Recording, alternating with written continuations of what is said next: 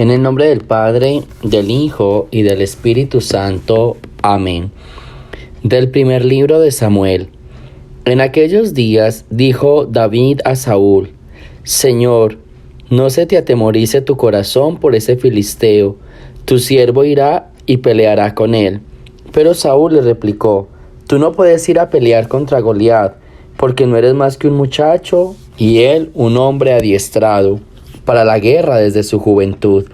David le contestó: El Señor que me ha librado de las garras del león y del oso, me librará también de las manos de ese filisteo.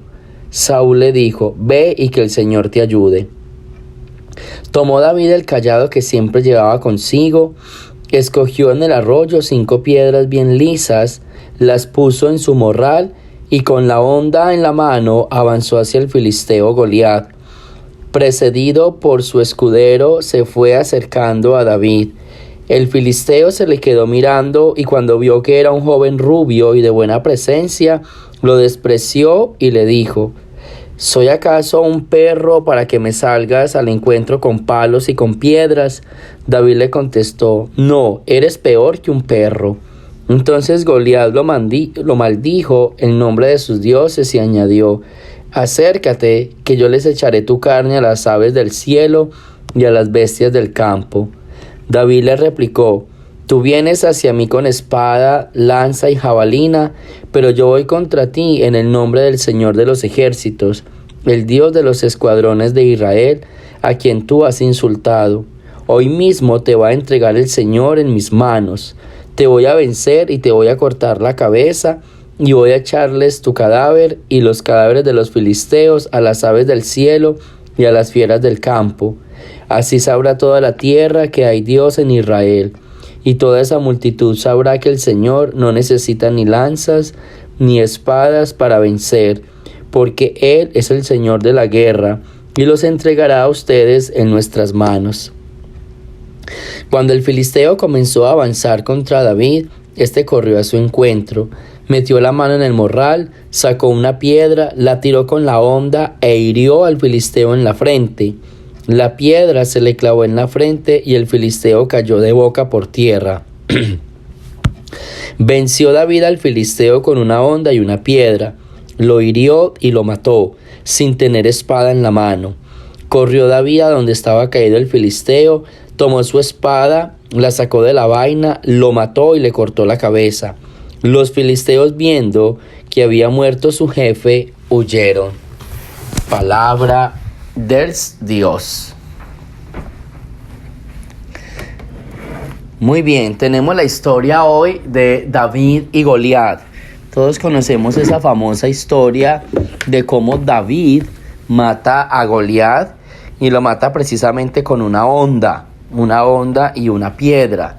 Pero aquí lo importante no es que David lo haya matado. Aquí lo importante es, volvemos a decir lo que yo decía ayer, la intención. Cuando Goliat ve a David, entonces actúa con prepotencia, actúa con esa arrogancia, con el que se cree más, con el que se cree superior a los demás.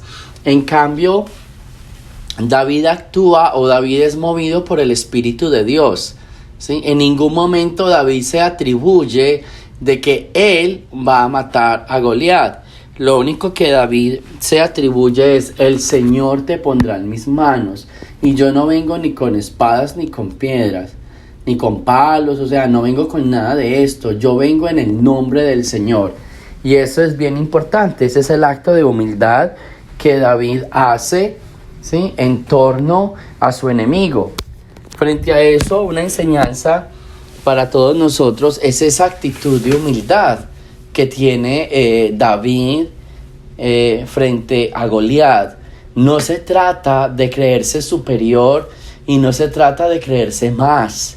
Se trata simplemente de caminar en el nombre del Señor. Esa es una frase que uno debe aprenderse. Y que debe como de invocar o de decir cada que puede: en el nombre del Señor voy a hacer esto, ¿sí? En el nombre del Señor voy a actuar de esta manera.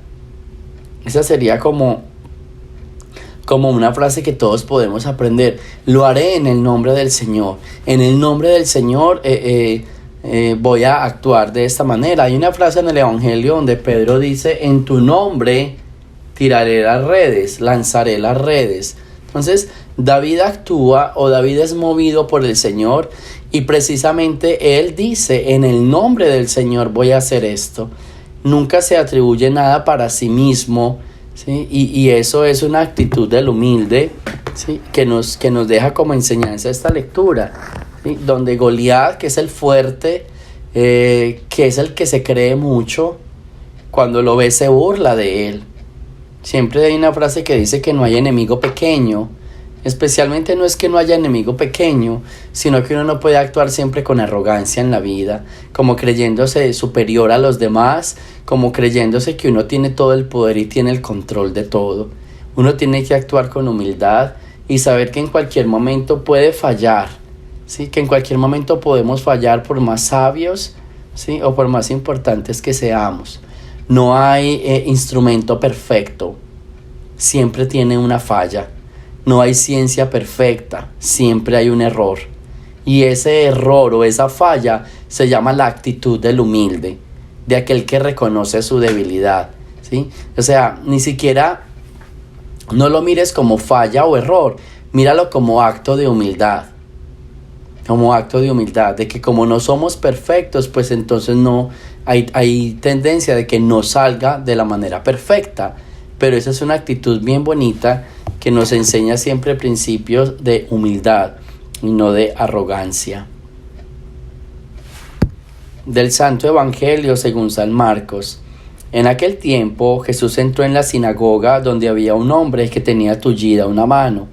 Los fariseos estaban espiando a Jesús para ver si curaba en sábado y poderlo acusar. Jesús le dijo al tullido: levántate y ponte allí en medio. Después les preguntó: ¿qué es lo que está permitido hacer en sábado, el bien o el mal? ¿Se le puede salvar la vida a un hombre en sábado o hay que dejarlo morir? Ellos se quedaron callados. Entonces, mirándolos con ira y con tristeza, porque no querían entender, le dijo al hombre: extiende tu mano. La extendió y su mano quedó sana. Entonces se fueron los fariseos y comenzaron a hacer planes con el partido de Herodes para matar a Jesús. Palabra del Señor. Estas actitudes ya muchas veces la hemos compartido, la hemos escuchado en diferentes evangelios.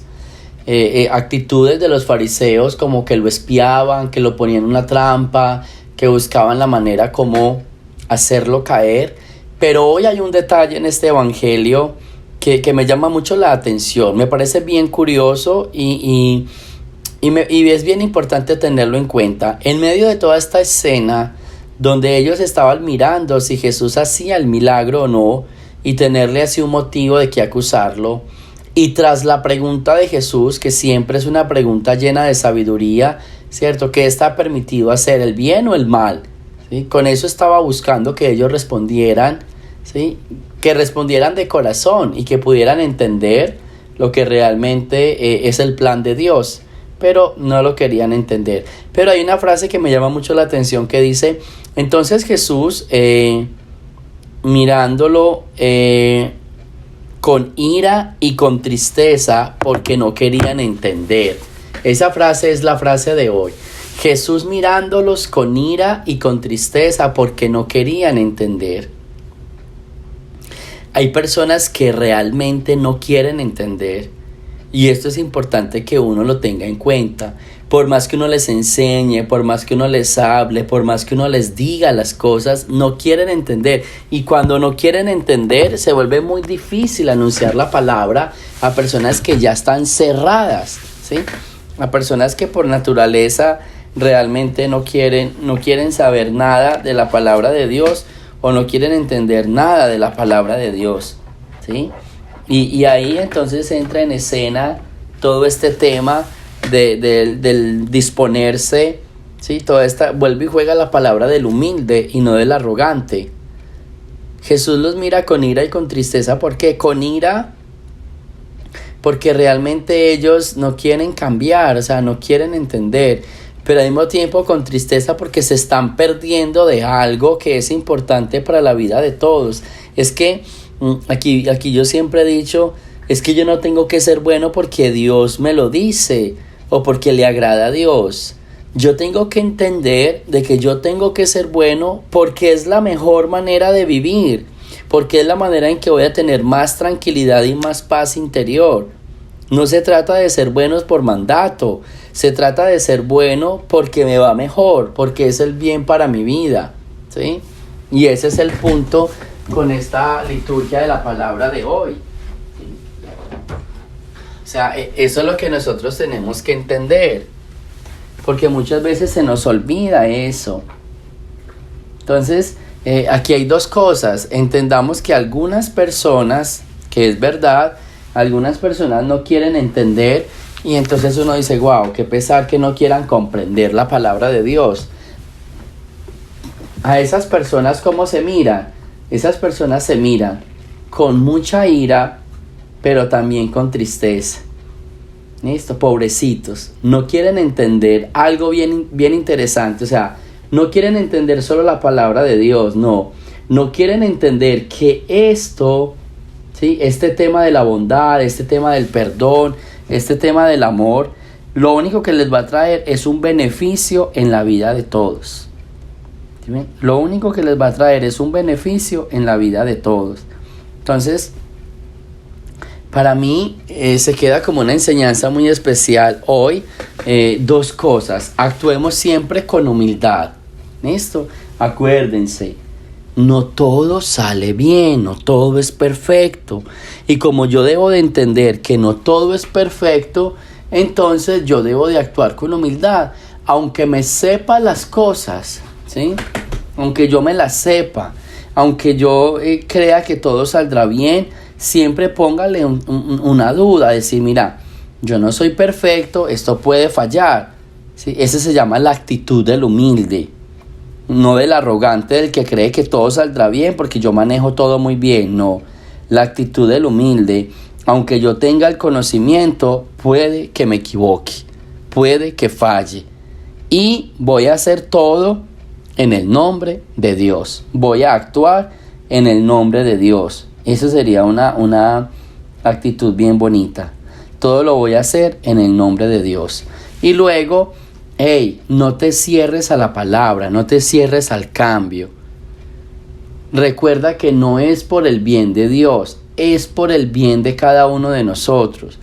Dios no lo pone, Dios no lo manda, Dios no lo impone, no lo pide, pero no es por Él. Es porque cuando nosotros cumplimos su palabra, los que vamos a ser felices y los que vamos a tener una vida más tranquila somos nosotros. Entonces también aprendamos eso, a entender la palabra. Y por el otro lado, a entender de que hay personas que por más que le expliquemos, no quieren entender. A orar por esas personas, orar por ellos y pedirle al Señor que algún día abran su corazón y se dispongan a entender, a ser humildes y comprender el bien que hay detrás de cada palabra de Dios. Gloria al Padre, al Hijo y al Espíritu Santo, como era en el principio, ahora y siempre, por los siglos de los siglos. Amén. El Señor esté con ustedes, y la bendición de Dios Todopoderoso, Padre, Hijo y Espíritu Santo, descienda sobre ustedes y me los acompañe siempre. Jesús, María y José.